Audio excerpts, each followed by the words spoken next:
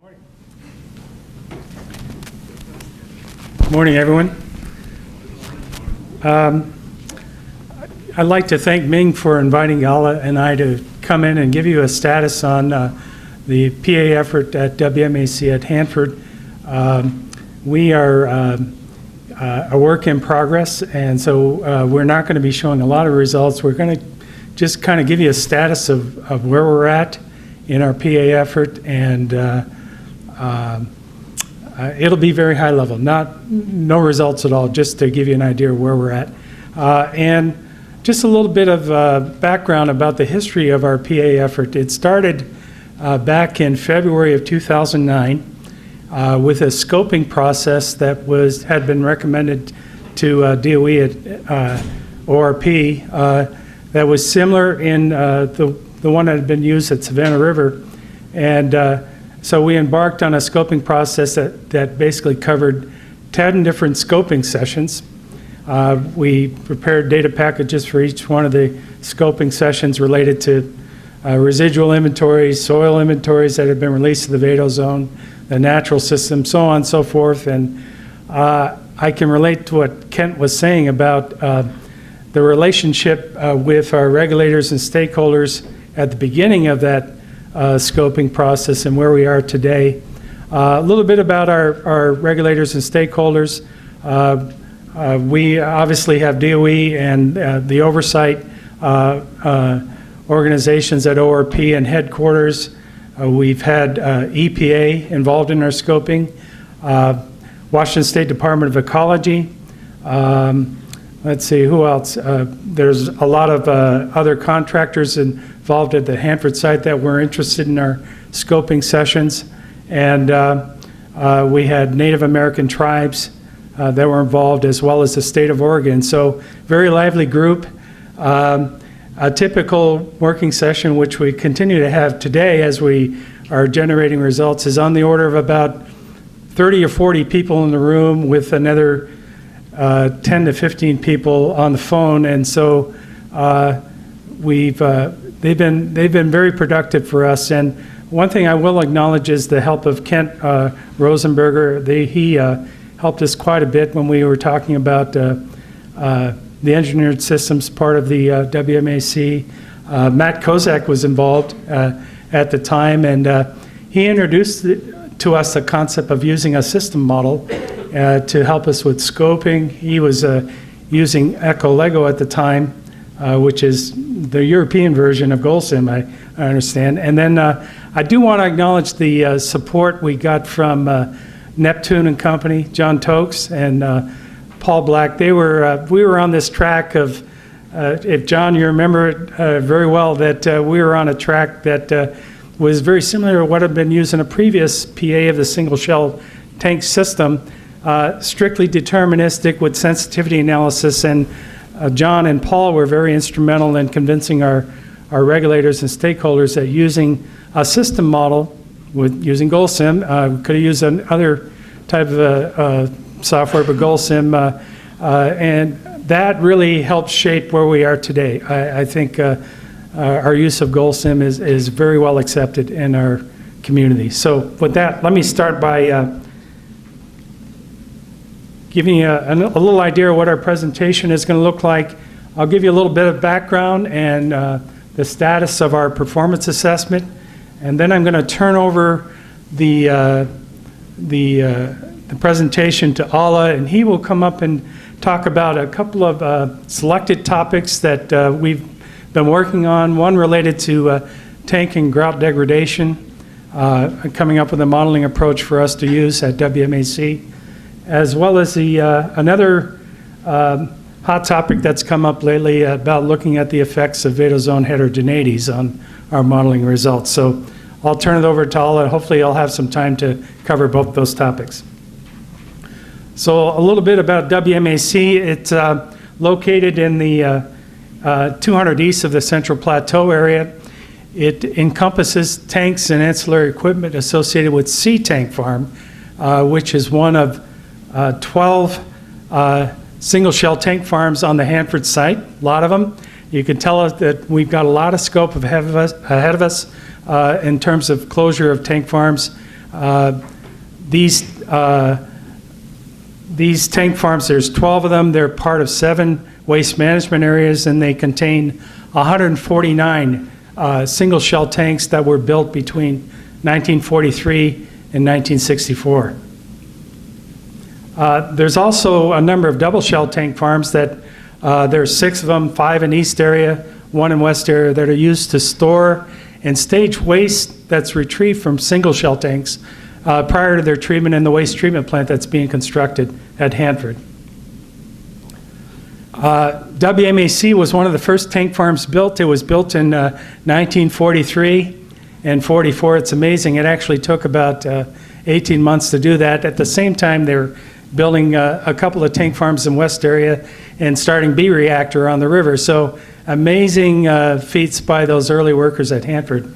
It operated from 1946 through the mid-'80s, and because of its long operational history, it basically received essentially every waste that was generated at Hanford during that period. So we've got bismuth phosphate waste, redox waste, Pyrex waste, a lot of other special processing waste that occurred. So it makes the waste stream at Sea Tank Farm and a lot of our tank farms very unique in that regard. During its operational history, there's evidence of a lot of confirmed and suspected waste release losses at Sea Farm. These come from actual tank leaks or overflows in tanks or unplanned releases from the waste transfer lines and the tank waste transfer system within the farm. And we have a formal leak assessment process that is constantly reviewing data within tank farms, both in-tank measurements and ex-situ tank farm measurements and dry wells around tanks. And right now for Sea Farm, we've estimated that over 150,000 gallons of waste has been lost to the underlying Vado zone. So quite a bit of waste coming out of Sea Tank Farm. In about 2005, the impacts from these past releases were observed in the underlying groundwater system, where some of certain tank-related contaminants like technetium and nitrate were detected in appreciable concentrations way above groundwater drinking water standards. Right now, we've got a couple of wells down gradient of Sea Farm that have technetium concentrations on the order of 15,000 picocuries per liter, so fairly significant. We've been doing some characterization of the Vado zone as part of a RCRA field investigation and corrective measure study that's been going on for several years. And we're in the process of putting together the RFI part of that. We'll be sharing it with ecology here in another month or so. I think, Ming, that might be another topic we could cover in another subsequent session, because we've done a lot of work related to the RFI with a baseline risk assessment and so on and so forth that might be worthwhile sharing with the group. Certainly when it comes to final closure of Sea Farm, the results of the RFI CMS and the PA analysis of residuals will need to be considered for the final closure decisions related to WMAC. Since 2003, there's been a focused effort at retrieving waste from WMAC, and this slide here is just to give you a status of where we're at. We're not completely through retrieval, but we've made a lot of progress. We've done retrieval in actually 13 different tanks. For 10 of the tanks, these tanks right here, the retrieval is totally complete. We've actually developed an inventory based on sampled residuals that were collected following retrieval, and have a pretty good idea of the volume. So we have some pretty good inventories for those tanks. For 7 of these particular tanks, we've actually conducted some waste release studies at P&RA looking at the specific behavior and post-retrieval samples looking at Tech-99, chrome, and uranium. Those are some key constituents that we're very interested in. We have 3 other tanks that we've completed retrieval in. The sampling has not been completed, and so for purposes of our current PA, where these inventories are being estimated based on process knowledge and the estimated volumes that we have following the retrieval process. We've got 3 more single shell tanks that where retrieval is ongoing. These tanks have still a significant amount of volume. They associated with them. Our retrieval goal as part of our tri-party agreement is about to try to reach 2,700 gallons in an individual tank. These tanks are still on the order of anywhere from 30,000 to 130,000 gallons left in them. So significant amount of waste in those tanks. So we're trying to use inventories that are based on what we think they'll be like at the end of retrieval, based on process knowledge and using the retrieval goals of 2,700 gallons.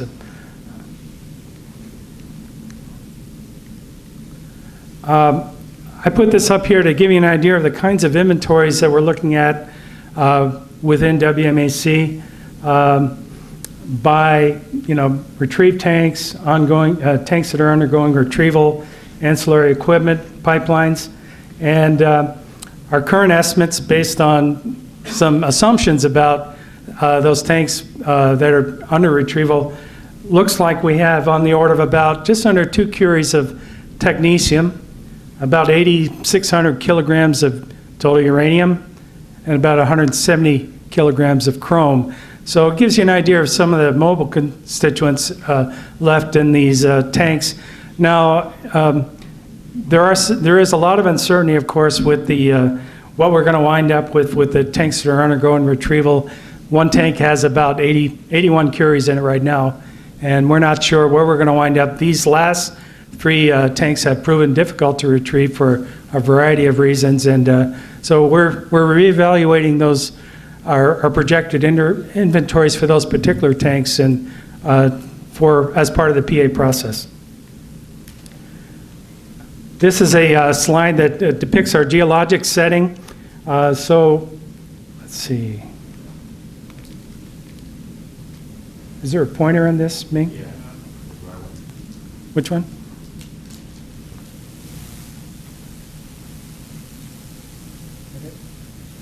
Oh, yeah.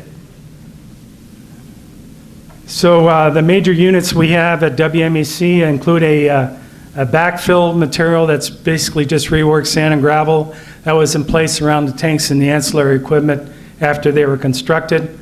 At shallow depths, we have an H1 Hanford formation unit that is a gravel-dominated sequence, which varies in thickness from 10 to 30 meters. Below that, we have an H2 Hanford formation unit that's a sand-dominated unit. It's the largest or the thickest unit in the profile, and it varies from about 45 to 70 meters, all contained within the Vado zone. A little lower in the Vado zone, we have an H3 Hanford formation unit, which is a gravel-dominated sequence.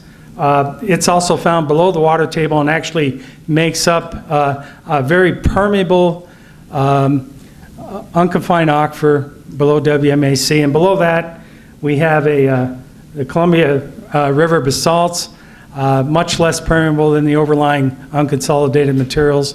That forms the base of the subsurface system that we're looking at as part of the PA process. So just looking ahead, thanks to the influence by John and others, our PA process will use complementary approaches. We have very detailed models that are based on the subsurface transfer over multiple phases computer code, the STOMP code, that we'll be using to represent the hydrogeologic regime in the closed tank system.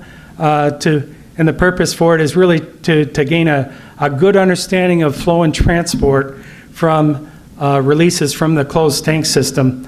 But as others have pointed out, because of the computational burden of our stomp-based codes, those models will be supplemented with a system-level model representation based on goal sim. And of course, we're going to use a very similar approach that's been used at other sites, where we're going to use to establish consistency between our system model based on goal sim and the stomp-based models. We'll be extracting flow fields out of stomp and placing them in goal sim and going through a model abstraction process. A little bit about things that we got out of the scoping process. There were a number of modeling cases that were identified that from input from the stakeholders and regulators that were identified for us to evaluate in the PA process. And the first one is called a denominator case, and this is probably something very similar to what Kent was talking about this morning. It was our base case. At the time, of course, a little bit about that case. It was a case that everybody identified needed to be done, which was an analysis of our best estimate of tank residuals at closure using a diffusion control release model from the tanks and ancillary equipment that had grout in them for the entire 10,000 period of analysis. So a base system that basically said the tank system doesn't fail during our period of analysis. So that represented our base. I think everybody recognized at the time that that was probably not really our best estimate case, but it was a case that everybody agreed that we could use to compare all of the other sensitivity cases that we wanted to run as part of the PEA process. So this best estimate case is something that's a work in progress. We're trying to look at better estimates of residual inventories and the possibility of including tank waste or tank and grout degradation as part of our PA process to refine our best estimate case. And we're trying to get that in place before a stakeholder meeting we plan to have in January. There were a number of other selected sensitivity cases that we came up with covering a variety of topics. Selected tank degradation cases where we're looking at a range of diffusion coefficients or transitions from diffusion control releases at closure to some advection control release farther out in time at selected times when we might assume tank failure. We also have a number of recharge sensitivity cases, inventory cases, and also some cases looking at alternative hydrogeologic conceptual models.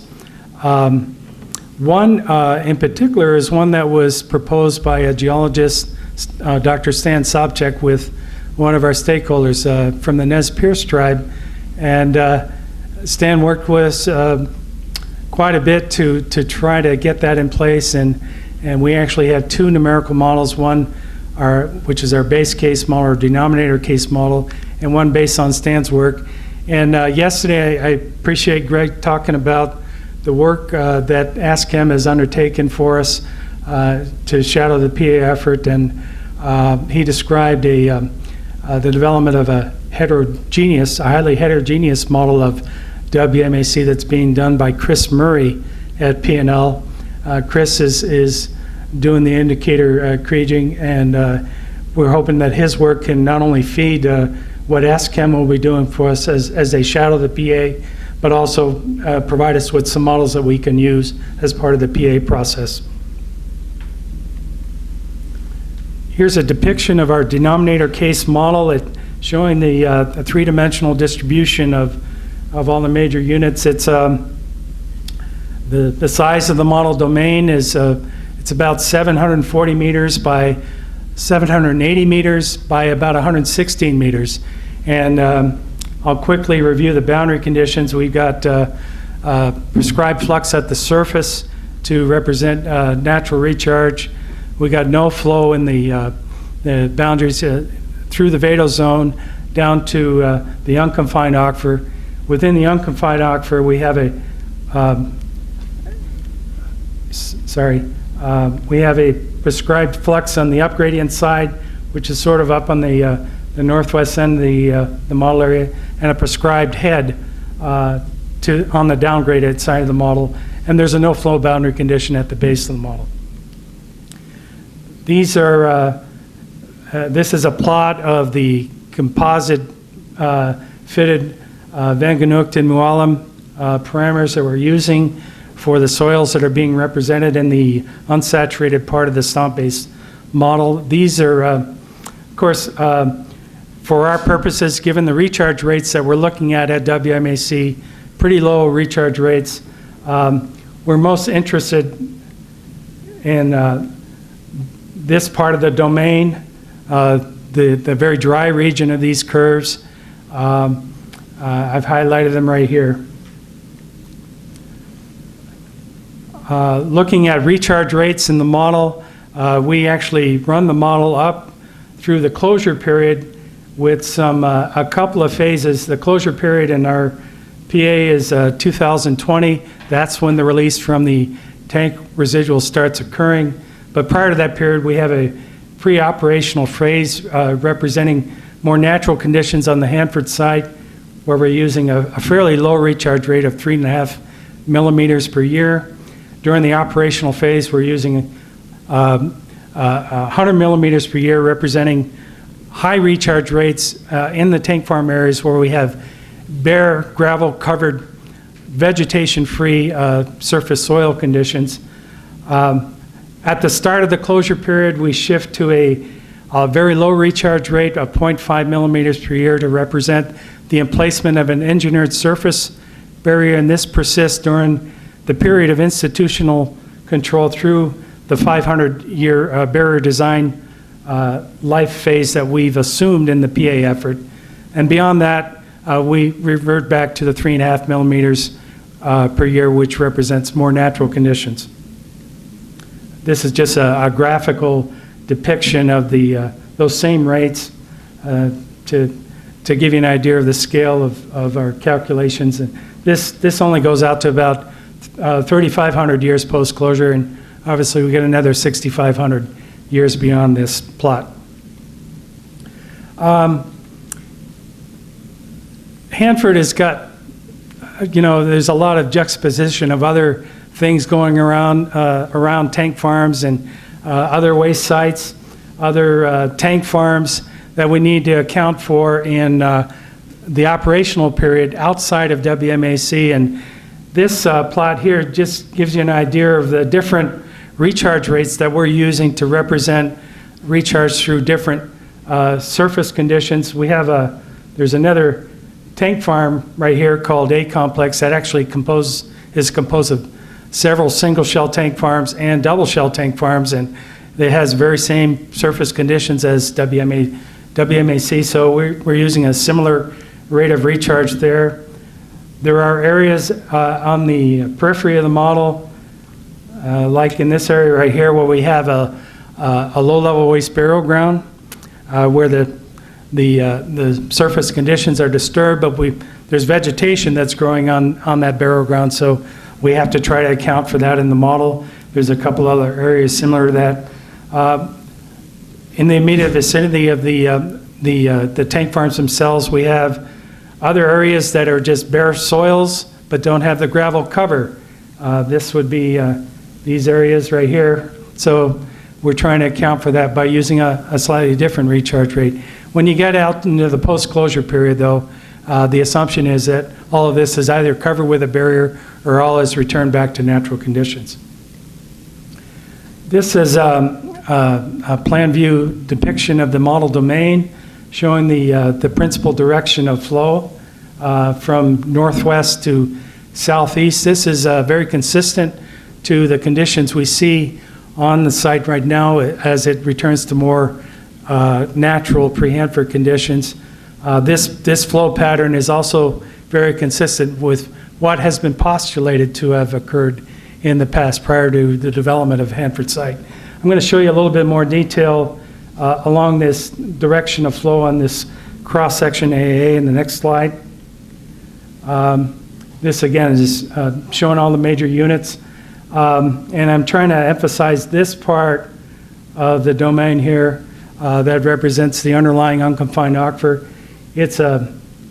We've made the assumption that the hydraulic gradient is very flat, and indeed it is. We're using a hydraulic gradient of 10 to the minus 5 meters per meter, and if anybody is familiar with the hydrology of the Hanford site, we know that this part of the site, which is represents the ancestral channel of the Missoula, from the Missoula floods of the Columbia River, extremely permeable sediments, several thousand meters per day of permeability.